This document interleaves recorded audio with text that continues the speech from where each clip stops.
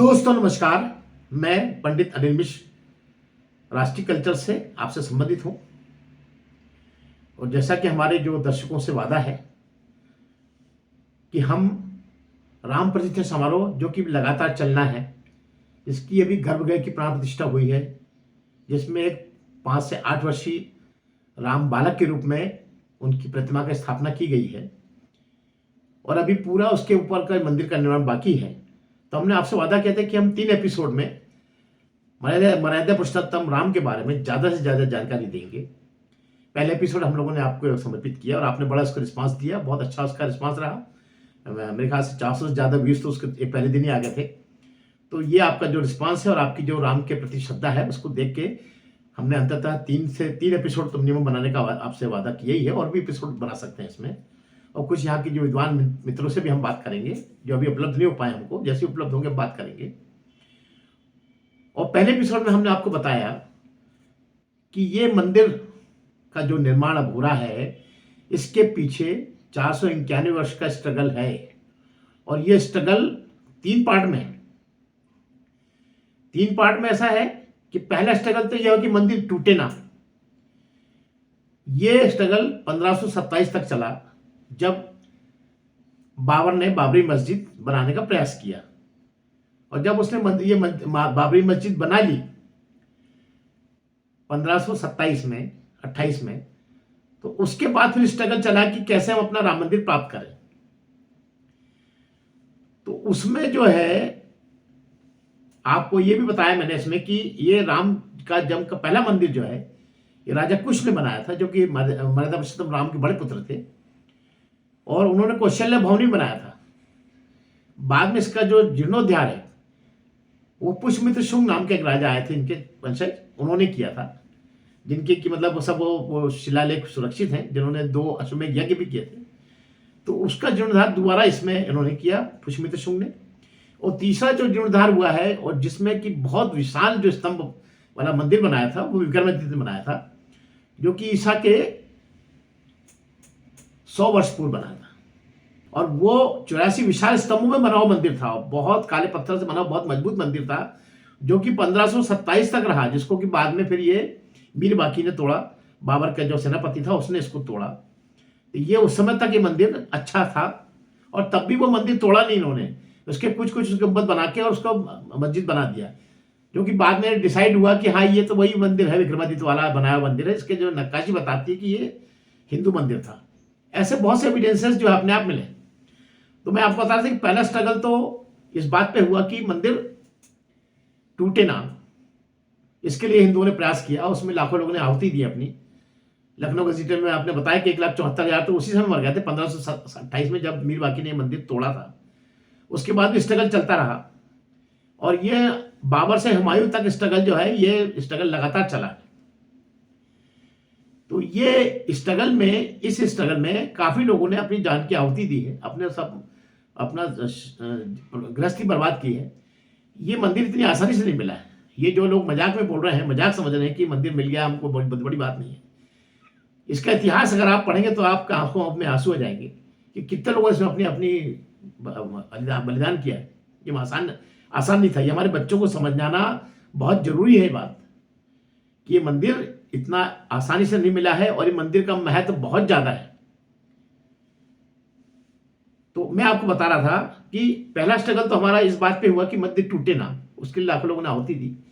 फिर दूसरा स्ट्रगल ये हुआ कि मंदिर खाली कैसे हो, ये मस्जिद खाली कैसे हो। और उसमें आपको बता दें कि इसमें भी 4-5 स्टेप बनी है। 3 बार से राम चबूतरे बने और ये राम चबूतरे उन्हीं क्रूर शासकों ने बनाए, जो कि हिंदुओं के विद्रोह से घबरा कर कि भाई ये कम से कम पूजा करते रहे तो ये चिल्लाएंगे नहीं। तो ऐसे राम चबूतरे वहां पे 3 बार बने और इन चबूतरों का जो प्रमाण है, शिलालेख है और जो उनकी जो उपस्थिति है, ये भी कोर्ट में एविडेंस के रूप में बहुत काम आई है। और यही जो है इनके ऊपर जो लेटरबाजी हुई थी, जो पत्र चले थे शासकों के, राम जन्मभूमि न्यास के लोगों से, वो सारे इसमें एविडेंस के रूप में काम आए हैं। तो ये मंदिर जो है बहुत स्ट्रगल से मिला है। मैं यहाँ पर आपको कुछ 1-2 चीजें बताना चाहता हूं। कुछ भी सप्लीमेंट हमको अभी मिले हैं जो कि उस समय हम छूट गए थे या चूक गए थे, जिसमें हम बैतूल वाले सबसे पहले माफ़ी मांगना चाहेंगे कि बैतूल से महार समाज ने एक 75 किलो की चांदी की झाड़ू यहाँ से भेजी, जिसको पूरे सम्मान के साथ राम गर्भगृह में राम की प्रतिमा के पास में प्रतीक के रूप में वहां पर स्थापित किया गया है। ये बैतूल के लिए बहुत गर्व का विषय है और इसके लिए हम बैतूल के जो राम भक्त हैं उनको बहुत बहुत कोटि धन्यवाद देते हैं कि उनके मन में भी भावना आई। दूसरे उज्जैन से यहाँ से जो है कई ट्रक शुद्ध घी के लड्डू गए थे। ये उस समय की बात है जब प्राण प्रतिष्ठा हो रही थी। और तीसरा एक जो महत्वपूर्ण सप्लीमेंट जो है, जो कि आपको अभी भी मालूम होना बहुत जरूरी है, कि जब प्राण प्रतिष्ठा समारोह चालू हुआ था तब वहां पे 40 भंडारे चल रहे थे जो कि न्यास द्वारा आयोजित किए गए थे और जिसके 40 गोडाउन बने थे रॉ मटेरियल के लिए। और हर गोडाउन के सामने हमेशा 10-10 ट्रक की लाइन लगी रही जो अलग अलग स्टेट से आते थे। कोई चावल, कोई अपने आटा, कोई सब्जी, कोई घी, कोई तेल मसाले लेकर। तो वहां की स्थिति ये थी कि 10 ट्रक कभी खाली नहीं हो पाते थे, हमेशा 10 ट्रक की लाइन लगी रहती थी। और अंततः जो है वहां के जो वो है अपने संस्था के लोग, उन्होंने अपील की लो स्टेट से, सभी स्टेट से, कि कृपया आप जब ट्रक निकालने के पहले हमसे परमिशन ले लीजिए, वरना इनको यहाँ पे टाइम लगता है, खाली नहीं कर पाएंगे इत्यादि, क्योंकि हमारा गोडाउन खाली हो तो हम उसमें खाली करें। और जबकि स्थिति ये थी कि 40 लाख आदमी उस समय दर्शन कर चुका था। जब ये प्राण प्रतिष्ठा समारोह चल रहा था तब 40 लाख आदमी दर्शन कर चुका था। और आज की स्थिति में वहां 25 वंदे भारत एक्सप्रेस और हर जो जंक्शन से एक न एक गाड़ी वहां से रोज चल रही है, जो सिर्फ अयोध्या तीर्थ यात्रियों के लिए है। तो इस प्रकार से अनुमानतः जो है 1 से 2 लाख के बीच में अभी भी रोज आदमी वहां दर्शन कर रहा है। और भंडारे अब थोड़ा कम भी कर दिए गए हैं, लेकिन अभी भी भंडारे उपलब्ध हैं। वहां पे जो है बहुत से जो है ऐसे सस्ते वाले धर्मशाला लॉज भी स्थापित की गई है, जिसमें अपने बिस्तर्स खाली जो देने वाली जो ऐसी जो है सस्ती वाली, जैसे कि आदमी दर्शन करके और नाइट का करके नेक्स्ट डे उसी ट्रेन से चला जाए, ऐसे बहुत सी व्यवस्थाएं की हैं वहाँ के जो भक्तों ने। तो बहुत से इसमें धर्मशालाएं, ट्रस्ट हैं, बहुत से काम कर रहे हैं। और वहाँ पे खाने पीने की कोई कमी नहीं है, डिसिप्लिन की कोई कमी नहीं है। आपको सिर्फ जो है लाइन से जाना है, मंदिर में जाकर दर्शन करना है। और दर्शन वहाँ पे कुछ चढ़ाना उड़ाने का समय नहीं है, आपको लाइन के दर्शन करते वापस आना है। तब जाके आज 1 से 1.5 लाख और 2 लाख आदमी दर्शन कर रहा है। और ये क्रम लगातार चल रहा है और लगातार चलेगा, ऐसा हमको अंदाज है कि लगातार चलेगा। तीसरे यहाँ पर कुछ और भी बहुत अच्छे यहाँ पर जो उपहार आए हैं, जिसके लिए हम अगले एपिसोड में देंगे। लेकिन जो सबसे उल्लेखनीय बात जो है वो यही है कि इनका जो पूरा ऑर्नामेंट का जो काम है, ये लखनऊ के एक व्यापारी को दिया गया था। रामचंद्र जी के जितने ऑर्नामेंट्स बनाने का काम दिया गया था और उन्होंने उसमें हीरे भी अपने तरफ से जड़े हैं। तो ऐसे मतलब बहुत जिसकी जी यथाशक्ति जिसने जो भक्ति कर सकता था उसने भक्ति की है। चलिए अब हम अपने मूल उस पे आते हैं, अपनी कहानी पे, मूल अपनी कथा पे आते हैं, सत्य कथा पे, कि आखिर ऐसा राम के चरित्र में ऐसा क्या आकर्षण था जिसके कारण उनकी पत्नी, उनके दोनों भाई सहर्ष वनवास जाने को तैयार हो गए। राजा दशरथ का आदेश हुआ कि आपको वनवास 14 साल के लिए जाना है। रामचंद्र जी ने बिगड़ सोचे, बिगड़ कुछ अपने भविष्य की चिंता किए, तुरंत उनका आज्ञा मानी और तैयार हो गए। उनके साथ में सीता जी तैयार हो गई, उनको देख के लक्ष्मण जी तैयार हो गए और ये लोग निकल गए। लेकिन जो भाई वहां रह गए थे, मतलब आप मर्यादा पुरुषोत्तम राम का आप चरित्र देखिए, जो रह गए थे जैसे ही उनको पता लगा तो सबसे पहले उन्होंने संकल्प लिया कि जब तक हम अपने बड़े भाई को नहीं लाएंगे हम राजधानी में प्रवेश नहीं करेंगे। और वो उनको मनाने चले गए चित्रकूट धाम पर। वहां की स्टोरी आपने सब रामायण में पढ़ी है, कैसे कैसे इनमें आपस में डिस्कशन हुए और कैसे रामचंद्र जी ने उनको मनाया। और जब मना लिया और उनको वो वापस नहीं ले पाए, उनकी खड़ाऊ लेके आए, तो वो जो जिसने राज संभालना था राजा भरत ने, वो उसने अपना साधु वेश धारण किया और गांव के बाहर ही नंदीग्राम में उन्होंने अपनी राजधानी स्थापित की कि भाई ये भगवान, ये मेरे बड़े भाई की धरोहर है, इसको मेरे को इनके 14 वर्ष तक इसका पालन पोषण करना है। तो खुद भी संत बनकर बैठ गए वहां पर वन की वेशभूषा में और फल कंदमूल फल खाकर कि जो मेरे भाई खाएंगे वो मैं खाऊंगा। तो ये जो मर्यादा पुरुषोत्तम राम ने जो आचरण स्थापित किया, इसी आचरण का प्रभाव है कि रामलीला हर युग में लोकप्रिय रही है। रामायण हर युग में लोकप्रिय रहा। हमने देखा कि 300 अधिक भाषाओं में इसका अनुवाद हुआ है। रामानंद सागर ने अपने जो पूरी जो रामायण बनाई, उसके देश के हर देश के भाषा में उसका डब करके उसका प्रसारण किया गया। और सबसे बड़ी बात है कि अरब कंट्रीज में, जहाँ के कि मुगल संस्कृति में सबसे पहले अपने पिता को अरेस्ट करके सत्ता छीनने की जो परंपरा प्रथा रही है, उनके वहाँ के से भी जब रामायण यहाँ चलती थी तो उस समय भी इनकी तारीफ वहाँ के जो मोमेडियंस ने करी, अपने भारत के मोटिव मोमेडियंस ने की कि इससे हमारे बच्चों में काफ़ी सुधार आ रहा है, हमारे बच्चों में हमारे प्रति आस्था और प्रेम की भाव लगातार बढ़ रहा है। ऐसे उस समय के अखबार रंगे पड़े थे। तो इतना आकर्षण जो है इस राम का और इसके आचरण का, उसी का प्रभाव था कि हर युग में वहाँ पर आदमी बलिदान देने को तैयार था। मैंने आपको बताया जयराज कुमारी हंसवर ने स्ट्रगल किया, महेश्वरानंद जी ने साथ दिया, और इस प्रकार से ये जो बाबर से हुमायूं तक ये स्ट्रगल चलता रहा, जिसमें एक दो बार उन्होंने कब्जा भी कर लिया मंदिर पे, लेकिन संजना बड़ी थी, फिर छुड़ा लिया ज्ञान से। लेकिन इन्हें किसी ने हिम्मत नहीं हारी, लगातार स्ट्रगल किया है। और ये स्ट्रगल जब इतना बढ़ गया तो जब बीरबल का समय आया, अकबर का समय जब आया, अकबर का जब जिसमें राज आया, तो अकबर के समय में जो बीरबल और टोडरमल, अकबर इतना घबरा गया था कि उसने बीरबल और टोडरमल से सलाह की और फिर उसे पहला राम चबूतरा, उसने 3 फीट का राम मंदिर उसने मस्जिद के सामने बना दिया। ये पहला मंदिर था जो अकबर ने बनाया था, और उसने उनको पूजा के लिए बोल दिया कि आप पूजा करिए। ये पूजा चली 100 वर्ष तक। जब उसका बेटा जहांगीर हुआ, शाहजहां हुआ, तब तक तो चला। अब जब उसका पोता औरंगजेब आया, औरंगजेब कट्टर था, उसने सबसे पहले तो अपने जितने जो पितामह थे सबको अरेस्ट किया, सत्ता संभाली और अयोध्या पे 30 बार आक्रमण किया इस मंदिर को बंद छुड़ाने के लिए, और अंततः इस मंदिर को तोड़ दिया। तो ये दूसरा जो चबूतरा था ये टूट गया।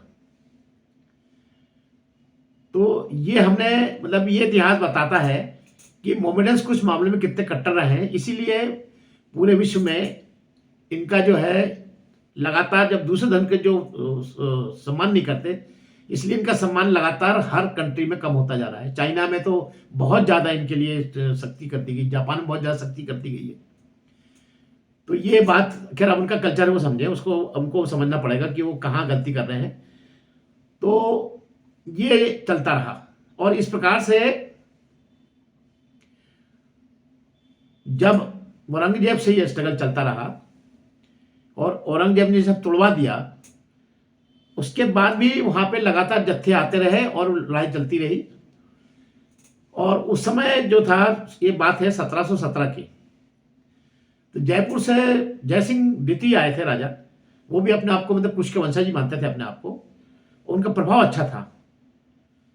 तो उन्होंने औरंगजेब के जो वंशज उनसे बात की कि भाई ये मंदिर ऐसा है कि राम जी चबूतरा भी पहले बना था, अब इनको पूजा करने के लिए जगह दो। तो उस समय का जो शासक था फारूक सियार, उसने इसको मना कर दिया कि ये हम नहीं देंगे। तो खैर उन्होंने फिर दूसरा चबूतरा बनाया, 150 फीट दूर पर एक राम चबूतरा दूसरा बनाया उन्होंने कि भाई कम से कम यहां पूजा कर लें लोग। तो जैसे जैसे उसकी बात मानी जयसिंह की, तो एक दूसरा चबूतरा बना जहां पर कि ये पूजन पाठ। अब इस समय तक अंग्रेजों ने भी अपने पैर पसारने शुरू कर दिए थे। तो उस समय एक फ्रांसिस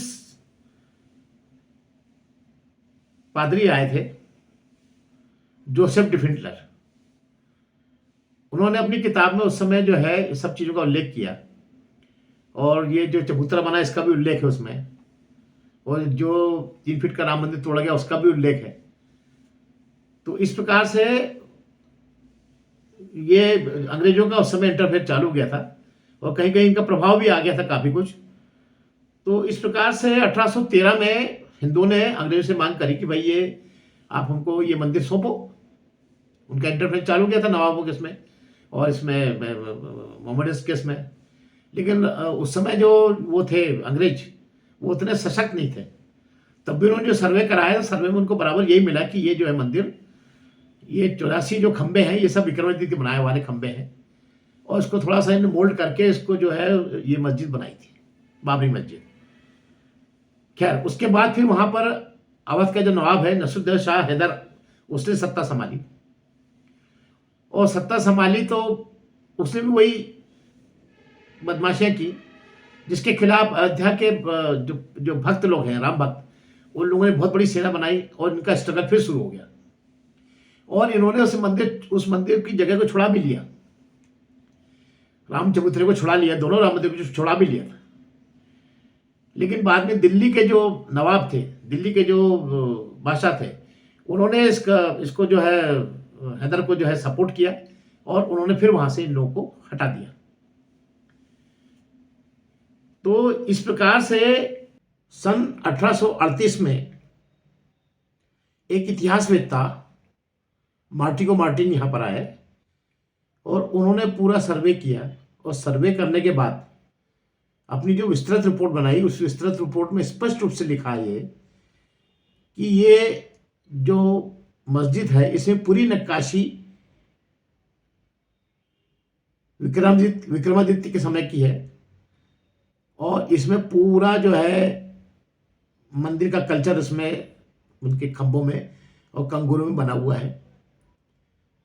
इससे जो है बहुत मुसलमान भड़के और उसको उन्होंने आरोप लगाया कि ये गलत है। खैर, ये चला। इसके बाद 1848 में वहां पर वाजिद अली शाह का कब्जा हुआ है अयोध्या पर। और जैसे उसका कब्जा, उसके खिलाफ एक बहुत बड़ा विद्रोह फिर हिंदू समुदाय ने किया उस मंदिर को लेकर। और उस वाजिद अली शाह को इतना खदेड़ा वहां से और उस पर कब्जा किया। कब्जा करके फिर 3 फुट की मूर्ति की स्थापना भी करी उन्होंने उस पर, उस जगह पे। लेकिन ये भी बहुत अधिक समय तक ये बात नहीं रह पाई। और उस समय का जो दिल्ली का जो नवाब था बहादुर शाह जफर, उसने फिर इसको सपोर्ट किया वाजिद अली शाह को। और इन दोनों की संयुक्त सेना ने इनको फिर अपनी जगह से खदेड़ दिया, सारे हिंदुओं को वहां से खदेड़ दिया गया। और फिर उनका कब्जा हो गया। इसके 5 वर्ष बाद जो है एक हिंदू मुस्लिम राइट फिर हुआ वहां पर, जो कि बिगैर किसी सल्तनत के सपोर्ट के था। ये पहला हिंदू मुस्लिम राइट माना गया है इसको, जिसमें कि बिगैर किसी राजनीतिक सपोर्ट के ये पहला हिंदू मुस्लिम दंगा हुआ था इस मंदिर को लेकर। फिर 1857 में है, एक रामचरण दास थे, उन्होंने एक अमीर खान जो थे उस समय के जो मौलवी, उनको इस चीज के लिए तैयार किया और समझाया कि देखिए ये राम मंदिर है, ये मस्जिद नहीं है। और उन्होंने इस बात को माना और दोनों ने मिलकर फिर से नए सिरे से दोनों समुदाय को समझाना शुरू किया। इससे जो है मुस्लिम समुदाय बहुत भड़क गया और उनके भड़केपन को देखकर अंग्रेजों ने इन दोनों को उसी समय एक झाड़ पे लटका के फांसी दे दी थी। तो इस प्रकार से हमारे राम मंदिर में एक बलि, जो अमीर खान थे, जो अच्छे संत टाइप के जो मौलवी थे, उनकी भी इसमें एक बलि लगी हुई है। खैर, तो उनको फांसी दे दी। फिर 1959 में अंग्रेजों ने वहां पर अंदर बाड़ लगा दी और अंदर की जगह जो है मुसलमानों को दे दी, बाहर की जगह जो है हिंदुओं को दे दी गई पूजा के लिए। लेकिन ये समय भी बहुत समय तक ये चीज नहीं चली। फिर 1885 में रघुबर दास जो है वो इसको जो है इस चीज को लेकर पहली बार कोर्ट में गए। अवध की कोर्ट में पहली बार उन्होंने अप्लाई किया मंदिर के लिए, कि मंदिर में छतरी बनाने के लिए इन्हें प्रार्थना की, हमको छतरी बनाने का एक मौका दिया जाए, जो कि उस समय के जो थे उन्होंने रिफ्यूज कर दिया, मजिस्ट्रेट ने रिफ्यूज कर दिया था। और तो इस प्रकार से ये 1947 तक हमारे देश स्वतंत्र होने तक ये नवाबों का स्ट्रगल और अंग्रेजों का हमारा स्ट्रगल चलता रहा। और हमने सोचा था कि अब देश स्वतंत्र होने के बाद कांग्रेस गवर्नमेंट राम मंदिर के बारे में सोचेगी, लेकिन नेहरू जी की कार्यशाला में कहीं भी इस राम मंदिर के लिए कोई भी कार्य योजना नहीं थी। इसलिए अब आगे का हमारा जो अगला एपिसोड है, इसमें हम वो स्ट्रगल बताएंगे जो कि देश स्वतंत्र होने के बाद हुआ है। और इस आखिरी एपिसोड में हम आपको ये भी बताएंगे कि अगर आप अयोध्या जाते हैं तो अयोध्या में आपको कौन कौन सी चीज़ों के दर्शन करना चाहिए, कितने दिन की आपकी यात्रा रहेगी, आप कितना आपका अनुमानित खर्च होगा, ये मोटा अंदाज हम आपको सब देंगे इस अगले एपिसोड में। और जैसा हमारा आपसे वादा है कि अगर हमारे यहाँ के अगर स्थानीय लोगों से बातचीत हुई तो हम बातचीत जरूर करेंगे जो यहाँ विद्वान लोग हैं। और एक मीनाक्षी जैन का वर्षन हम आपको जरूर देंगे कि कोर्ट में कैसे कैसे एविडेंस दिए गए थे देश स्वतंत्र होने के बाद। जब हमने अपने देश में अपने ही मंदिर के लिए अपनी लड़ाई लड़ी तो कौन कौन से एविडेंसेस भगवान ने खुद तश्तरी में रख के हमको दिए और इसको कोर्ट को मानने के लिए मजबूर और बाध्य होना पड़ा कि इस एविडेंस को अवॉइड नहीं कर सकते। तो इस प्रकार से अगले एपिसोड में हम आपको कोई अच्छी चीज़ें बताएंगे। तब तक के लिए जय श्री महाकाल।